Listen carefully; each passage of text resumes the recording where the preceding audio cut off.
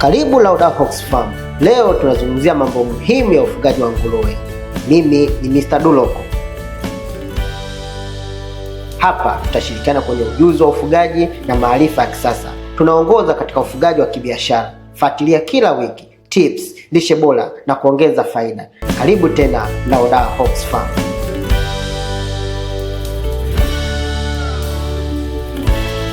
Kwenye ufugaji wa nguruwe vitu kama hivi kutokea huwa ni jambo la kawaida sana. Unaweza ukaona kuwa nguruwe wako wanakula vizuri lakini bado wanakuwa na ukuaji ambao ni hafifu, ambao wewe unakuwa hujaridhishwa nao. Lakini pia unaweza ukaona nguruwe wako ni wazima kabisa, yani hawana shida yoyote, lakini kumbe ndani ya mwili wao unakuta wanaliwa na minyoo taratibu. Na ukichelewa kuwagundua unakuta ushapoteza pesa nyingi, lakini pia wakati mwingine unakuta umeshapoteza nguruwe wengi sana. Sasa katika video hii tutajifunza kwa nini ni muhimu kuchoma dawa ya minyoo. Lakini pia tutaangalia aina za minyoo ambao ni hatari sana, dalili ambazo hutakiwi kuzipuuza, na mwisho wa siku tutakuja kuangalia na ratiba sahihi ya kuchoma minyoo yako. Karibu Laudahawks Farm, angalia video hii mpaka mwisho ili uweze kubadilisha mifugo yako.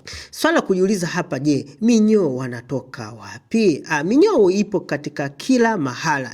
Nguruwe wanaweza kupata maambukizi ya minyoo kupitia udongo, majani ambao ni malisho kwa wale ambao wanalisha majani. Wale wanaowapa nguruwe mabaki ya vyakula pia wanaweza kupata minyoo kutoka kule. Lakini pia minyoo inaweza kutoka nguruwe mmoja kwenda nguruwe mwingine. Lakini hata binadamu, yani kwamba mwenye shamba mwenyewe pia unaweza kuwa ni chanzo cha kusambaza minyoo kutoka banda moja hadi kwenda banda nyingine. Na tatizo kubwa linakuwa liko katika mahala gani? Tatizo kubwa ni kwamba minyoo mingi inakuwa haionyeshi dalili mapema. Na baadhi unaweza kufikia hadi hatua ya kufanya vipimo vya choo lakini ukashindwa kugundua kwamba kuna minyoo. Lakini ndani wanakuwa wanaharibu mwili wa nguruwe pole. Sasa tuangalie aina ya minyoo hatari ni aina gani.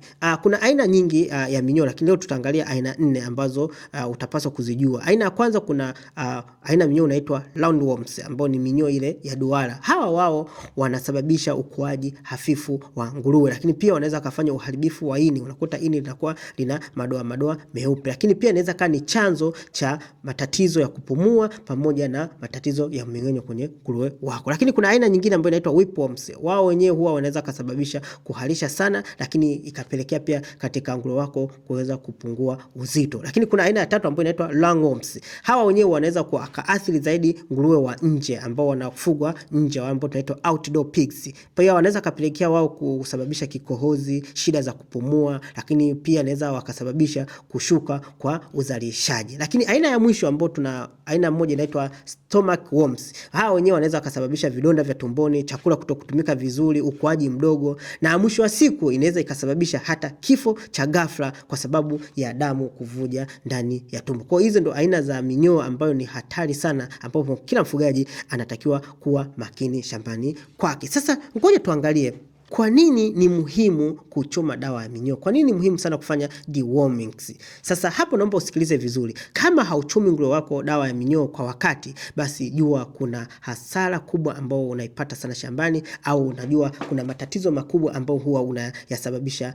shambani. Kama hautawachoma nguruwe wako kwa wakati, basi nguruwe wako watakosa virutubisho ambavyo ni sahihi. Lakini pia watapata upungufu wa damu kama watapata wale minyoo ambao wanatoboa utumbo, na mwisho wa siku damu zinakuwa zinavujia kwa ndani, kwa watapata upungufu wa damu. Lakini pia inaweza ikasababisha uharibifu wa viungo vya ndani vikaharibika. Kwa hiyo aina minyoo hiyo pia wanaweza wakasababisha katika upande huo. Lakini kuna zile hasara za kibiashara. Hasara za kibiashara ni zipi ambazo zinaweza zikasababishwa na minyoo? Kwanza, hasara ya chakula, kwa sababu kuna baadhi ya minyoo ambao unakuta wanakula chakula cha nguruwe ambacho kipo tumboni. Kwa hiyo vitubisho vyote ambavyo walitakiwa kupata nguruwe unakuta vyote vimeenda kwa minyoo. Lakini pia inaweza ikasababisha ukuaji wa polepole, kwa sababu nguruwe hapati virutubisho vya kutosha, kwa hiyo ukuaji wake unakuwa wa kusuasua. Lakini pia hii inaweza ikapelekea kupata uzito mdogo wa sokoni, kwamba ulikuwa umetarget kupata kilo 50 au kilo 60 ndani ya miezi kadhaa, sasa itabidi usogeze muda mbele sana. Lakini pia inaweza ikapelekea gharama kubwa za matibabu, kwa sababu minyoo inaweza ikasababisha magonjwa kama ya kupumua na na mengineyo. Kwa hiyo itakulazimu wewe tena kuingia gharama za kuanza kutibu. Kwa hiyo mwisho wa siku unakuta faida yako inapungua. Na kumbuka kuna baadhi ya minyoo wanaweza wakaambukiza hadi binadamu. Kwa kuna hasara ambazo anaweza kazipata binadamu kutokana na binadamu kula nyama ile ambayo tayari inakuwa ishakuwa athiri na minyoo. Hivyo ni bora zaidi kuzuia kuliko kwenda kutibu. Kwa ni kinga ni muhimu sana kuliko kutibu. Sasa tuangalie dalili za kuangalia kama nguruwe wako wana minyoo. Sasa ukiona dalili hizi basi unatakiwa uchukue hatua za haraka sana. Kwa mfano, unaweza kuona kwamba nguruwe wako wanakuwa hawakui vizuri, unakuta nguruwe wanasuasua, kwamba chakula kipo vizuri, wanakula kwa vipimo, lakini unakuta nguruwe wako wanakuwa na ukuaji ambao sio mzuri. Kuhalisha mara kwa mara, kuna wakati mwingine mabanda masafi, kila kitu kipo safi, chakula hakina tatizo, lakini unakuta nguruwe wako wanahalisha mara kwa mara, pia inaweza kuwa ni sababu ya minyoo. Kikohozi kisichoisha, unakuta mara kwa mara nguruwe wanakuwa wanapata vikohozi, kupungua kwa uzito, ngozi kuwa dhaifu au na rangi kubadilika.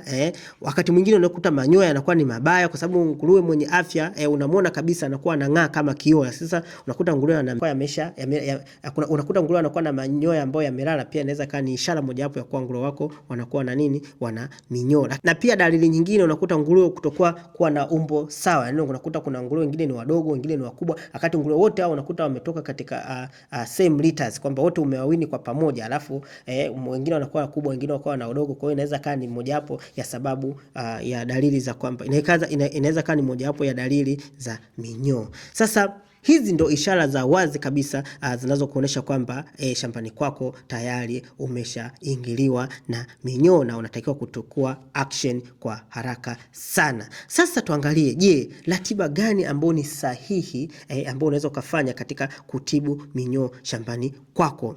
Mfumo mzuri wa kuchoma dawa ya minyoo, unatakiwa kwanza uanze na uchunguzi. Kwanza unatakiwa kufanya uchunguzi ili uweze kugundua, je, ni aina gani ya maambukizi ambayo ulionayo shambani kwako, ni aina gani ya minyoo ambao wameathiri shambani kwako, lakini ujue, je, na kwa kiwango kipi haya maambukizi yameshaanza kushambuliwa shambani kwako. Kwa hiyo unaweza kufanya kipimo cha choo ili kuweza kujua kwamba ni minyoo gani ambao tayari wamesha ingia shambani kwako, ili uweze kufanya matibabu ambayo ni sahihi. Na baada ya kujua kwamba ni aina gani ya minyoo uliokuwa nao na kwa kiasi gani wa nguruwe wako shaambukizwa, unaweza ukafanya hatua zifuatazo. Kwa mfano, kwa watoto wa nguruwe kwanza unaweza kuanza kuwachoma kuanzia wiki ya 6 hadi wiki ya 8 baada ya kufanya weaning. Baada ya kuwafanya weaning tu ile baada ya wiki 2, kwa hiyo ukiwa na umri wa wiki 6 hadi wiki 8 unaweza ukawachoma dawa ya minyoo. Lakini kuna wale ambao ni growers, wao unaweza ukachoma baada ya mwezi mmoja hadi miezi 2. Okay, unaweza ukaendelea kwa interval hiyo, kila baada ya mwezi mmoja au kila baada ya miezi 2, kwa unaweza ukaendelea kwa kufanya kwa kuwapa dawa ya minyoo. Lakini pia kuna wale nguruwe ambao tayari tunajua ni wazazi ambao wanakuwa wanazaa watoto shambani. Kwa hawa sasa unaweza ukawachoma dawa ya minyoo kabla ya kupandisha na wiki ya 2 au ya 3 kabla ya kuzaa. Kwa mfano labda unategemea kwamba nguruwe labda umemuini leo, sasa kabla hujaenda kumpandisha unaweza ukamchoma dawa ya minyoo. Na pale nguruwe bado wiki 2 kabla ya kuzaa au wiki 3 kabla ya kuzaa, pia unaweza ukamchoma dawa ya minyoo ili kwa ajili ya kuweza kufanyaje, kuwazuia. Kwa hiyo kuna dawa nyingi ambazo unaweza ukazitumia kwa minyoo. Kuna Dectomax, kuna Ivamectin, lakini pia kuna Fenbendazole. Ni mojawapo ya dawa ambazo unaweza ukazitumia mara kwa mara. Umeona? Kwa sababu kuna zile dawa ambazo ni oral, kwamba nguruwe anaweza kuzitumia kwa kupitia mdomoni, kwamba unaweza kuchanganya na chakula, unaweza kuchanganya na maji ukazitumia. Lakini kuna hizi ambazo unaweza ukazichoma, lakini kuna Dectomax nimesikia kwamba ndo dawa nzuri zaidi kwa kuchoma kwa ajili ya minyoo. Pia ile ambayo ile Dectomax unaweza ukachoma kabisa ndani ya nyama. Kwa hiyo unatakiwa kugundua kwamba kuchoma minyoo sio swala la kupuuza kabisa. Umeona, ni silaha ambayo ni muhimu sana kwa mfugaji yeyote ambaye anafuga kibiashara, kwa sababu hii inaweza kupelekea kwa wako wawe na afya, wanakuwa na ukuaji wa haraka, lakini pia inaweza kupelekea kwa na faida kubwa sana. Kwa hiyo ukiachana na kuchoma minyoo, lakini kuna vitu ambavyo vingine unatakiwa kuvifanya ili kwa ajili ya kumaintain na kupunguza maambukizi ya minyoo shambani kwako. Kwa unatakiwa ufanye usafi wa banda wa mara kwa mara, unatakiwa uwe unafuatilia afya ya nguruwe wako. Kwa lazima uwe na health protocol ambayo ni nzuri sana, lakini pia lazima uwe na ratiba sahihi ya dawa. Sio leo umechoma kesho mara, yani mpaka ujisikie. Hapana, lazima uwe na health protocol ambayo ni nzuri sana, ambayo itaweza kukusaidia wewe kutrack afya za wanyama wako shambani. Kwa hiyo ukifanya hivi utakuwa umedhibiti kwa kiasi kikubwa tatizo la minyoo shambani kwako. Kama utakuwa umejifunza kitu katika video hii, basi bonyeza like, lakini share kwa wafugaji wenzako. Pia unaweza kusubscribe hii account yetu kwa ajili ya kupata maarifa zaidi ya ufugaji. Kumbuka, afya ya nguruwe wako ndio faida yako. Sisi tunaitwa Lauda Hogs Farm, tunapatikana Kibaha Kongowe kwa namba 0712979511.